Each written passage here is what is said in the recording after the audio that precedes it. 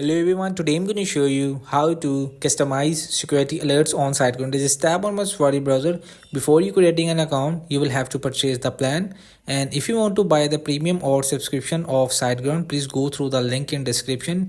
You will get a referral code from me. And after logging your account, you can also install SiteGround's security plugin that implements several best practice include a lock and protect system, folders, hide WordPress version, disable themes, and plugin editors.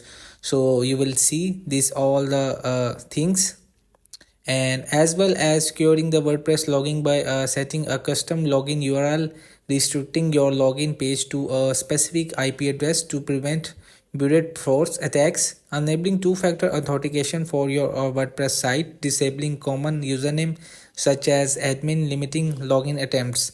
So this is your protect your account variously, and hope this video help you. Please don't forget to like and subscribe and get notified for more videos.